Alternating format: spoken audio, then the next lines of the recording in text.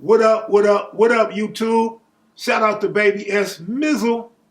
I got a story for y'all today. I know I told y'all I was going to give y'all a story that was going to get a lot of hits and, you know, this particular dude might go crazy. I'm not giving you that story today, but I still got a good story for you. So y'all come on up in here and get a bar of KM Videos, True Stories.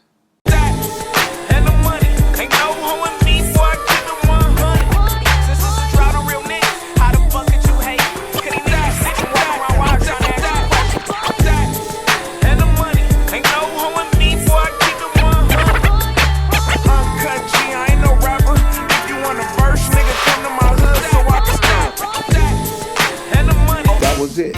I never stopped banging. I started banging hard, then I got so hard till it was a shame. Welcome to another episode of KM Videos, True Stories. Today's story takes place in the set. Nigga, I'm from my lane. Avenue, rich rolling. 60th to 64th, dope deals going up on 9 lane. 57 up to 54th, got the dope pushing for the fiends. Get my money up on 9 lane. 5501 South 5 lane. 54th Elementary, right in between. 1990 on Eileen Avenue. And it involves two of my homeboys. My homeboy Lil Looney, rest in peace, and Tiny Creep, rest in peace.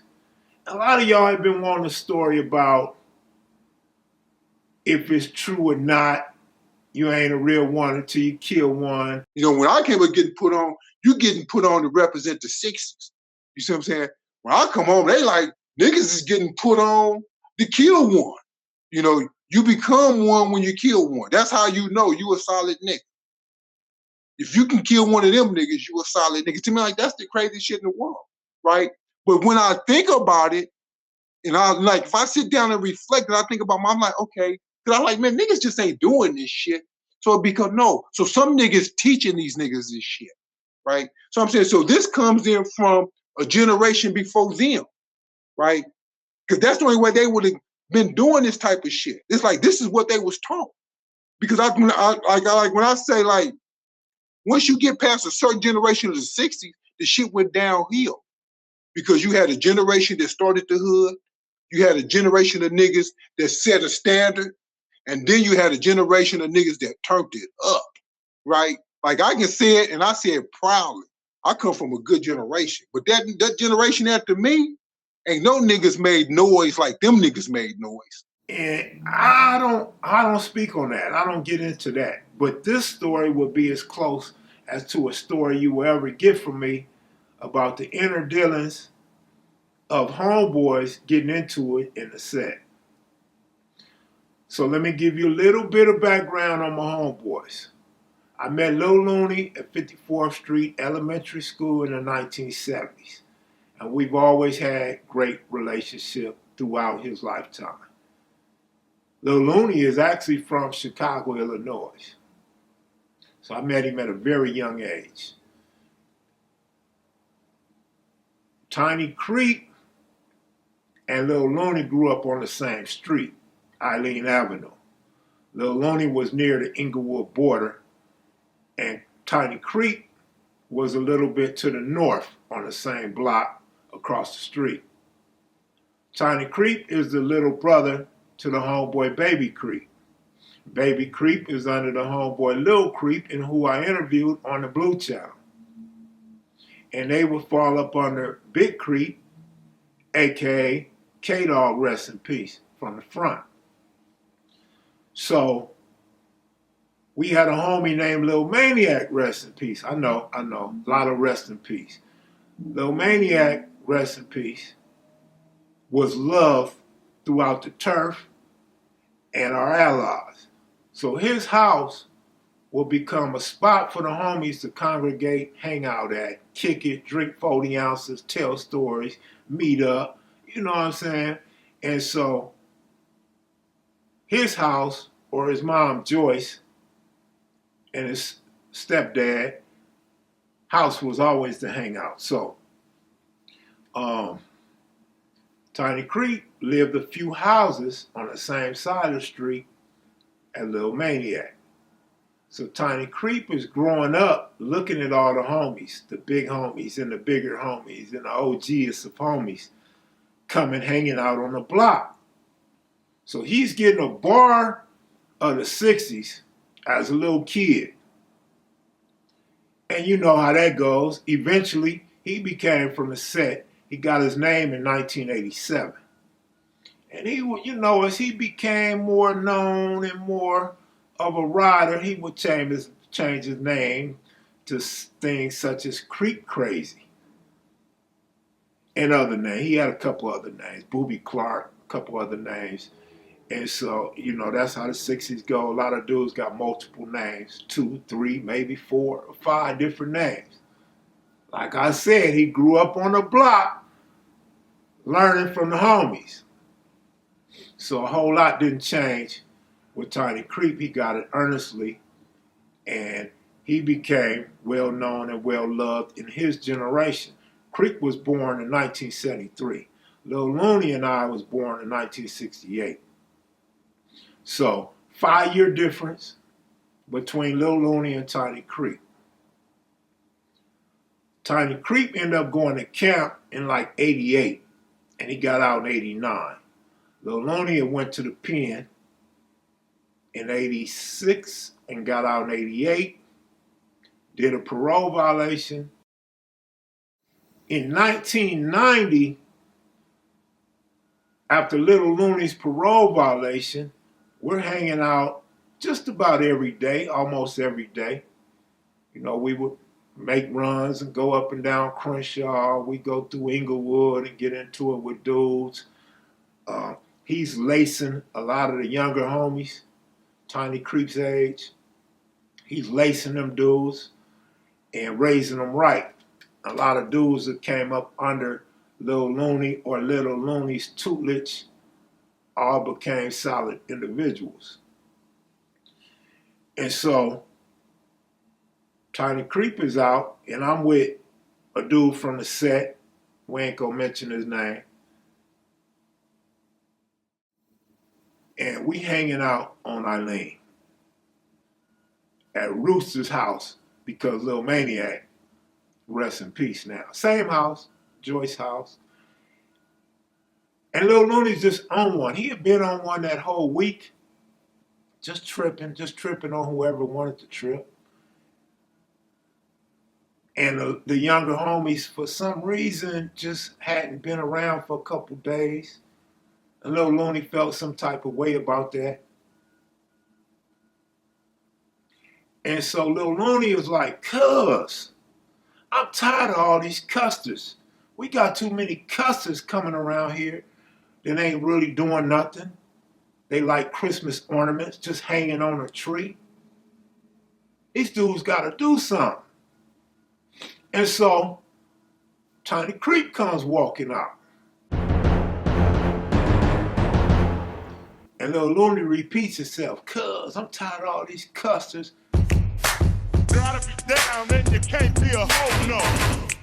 Gotta be down, then you can't be a hoe, no. And Tiny Creep, boisterous, got the posture, you know what I'm saying? Still got that cap mentality in him. And Tiny Creep says, I ain't no custer. The other dude from the set said, I ain't no custer. Little Looney gets to chasing dude from the set around the car that was in the driveway. And cuz don't want no fade, he don't want no problems. He's actually with me, but I'm there with Lil Looney, so we all together. He's chasing him around the car, And Tiny Creep is just standing there getting a bar of this. He can't catch cuz. Lil Looney ain't even gonna try to catch this nigga. He look at Tiny Creep. What you looking at? And Tiny Creep, almost as if he thought Lil Looney was playing, like, cuz I'm looking at you. Little Looney immediately ran in the house.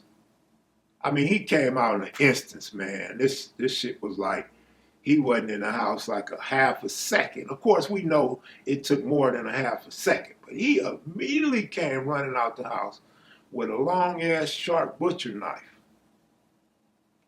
The other homeboy runs behind the car, and Creep just stands there.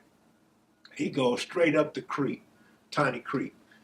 Wow! And I'll never forget, he had his whole fist, and he took the knife from upwards and came down and hit Tiny Creep right above the heart. He hit him in his chest right above the heart, straight down.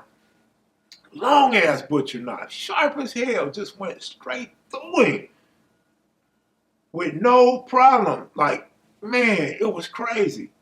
And Tiny Creep like, oh, cuz. And Tiny Creep take off running. A couple houses to the house, take off running. And we just standing there, you know what I'm saying? We standing there like, damn, Lil Looney tripped out. A couple homegirls is yelling and screaming. I believe Joyce had screamed like, Earl, what are you doing? But we all know Earl just done fucked up. And Creep, I don't know what Creep is gonna do. Creep's gonna call an ambulance? What? We know he ain't gonna call the police. He gonna call some homies? Doubt that. Get his brother. I don't know. I don't even know if Baby Creep was home at the time. My memory escapes me right now. Tiny Creep comes out with a tray 5.7. And he comes down these little steps and he runs across the grass with two hands on the tray 5.7. And I'm like, fuck. And Lil Looney don't know whether he want to run or stand there. So Lil Looney kind of walks off nonchalantly. Like, you can tell he want to run, but he don't want that on his resume. Gotta be down, then you can't be a hoe, no.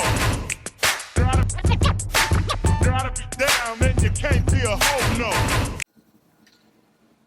And Tiny Creep busts. Boo! When Tiny Creep busts, I'm caught in the crossfire. Me and the other homie, we between Creep and Lil Looney. But the homie is still behind the car. You know, he's trying to make sure he's safe. He definitely don't want to get stabbed. So I'm caught in the crossfire. Creep falls out. I'm telling Lil Looney, cuz, get in the car. Lil Looney like, nah. I'm like, cuz, get in the car. So I run. While Creep's on the ground, I run into the street and I jump in the car. I had a rent-a-car at the time. And I open up the passenger door. I'm leaning down. I open up the passenger door, making sure I don't get hit from behind. And Lil Looney jumps in the car. And I take off. You can see sparks coming up off the ground, assuming those are bullets. And when I take off, you can hear the bullets hitting up under the car. They're not hitting the back of the car or the window. They hitting up under the car. So yeah, those was bullets hitting the street, coming up and hitting up under the car.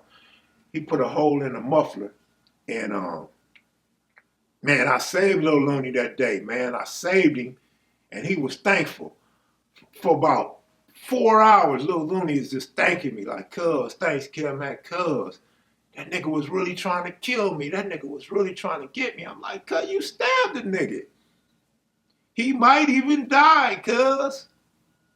And Lil Looney told me, he said, cuz, I hope that nigga don't die, man. He wasn't worried about a murder case or going to prison, but he like, man, that's the homie. And, you know, he challenged me. Lil Looney felt challenged, but he felt sorrow for what he did to the homeboy. And I'll never forget. I go home after that, like, fuck, and I'm thinking, like, damn, like, this shit ain't gonna end well. Either Tiny Creek gonna die, or Tiny Creek gonna come home and bust on all of us. That's just how I feel. I know it. I got Lil Looney out the scene, out the line of fire. I know he mad at me. Tiny Creek ain't never called me in his life.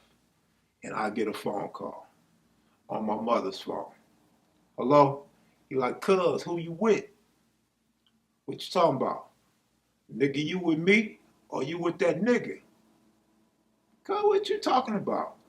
He said, yeah, cuz, I'm gonna be all right and I'm gonna get up out of here. I'm like, all right, see you when you get out. And I called Lil Looney like, cuz, that nigga said he'd be out. So he made it. He ain't gonna die, homie. He like, that's good, man, that's good. And Tiny Creep got out and he came over to see me. He like, what's up, cuz? With a smile on his face. Tiny Creep used to always smile. And he had a smile on his face like, cuz. That nigga almost killed me, cuz. Yeah, he did. But everything was cool. I don't know what Tiny Creep and Lil Looney worked out. I don't know who may have got in between that and made it all good. But Tiny Creep was happy to make it up out of that, and we didn't have no issues. Actually, later on, I went to jail. It's about a year later. I went to jail, and the story was, homie was gonna rob me. Like, rob me? Like, rob me? Like, nigga, what you gonna get? Some Dayton's? Nigga, you probably can't even drive a stick shift. But yeah, so that's just it, man. And this the message I want to tell y'all though. Because I know everybody's going to be looking at it like 60s always fighting 60s, 60s always killing 60s. And I don't agree to that. Whether it's true or not, I don't agree to that. I'm not on record agreeing to that. I'm just telling you about one incident. And I want to say these type of incidents happen in every hood. I don't care if your hood is small or large. Accidents like these happen. And the reason why I call it an accident is because you don't always come out the house knowing or wanting to get into it with your own homies back then. Back then in 1990, nah, it wasn't really like that. But over the years, all hoods are like that. And so these people that's watching YouTube, these civilians and these dudes from out of state, keep putting this on the 60s. This is some LA shit. If you don't know LA shit, stay out of LA shit. And just listen. Just sit back and listen. This shit goes on everywhere.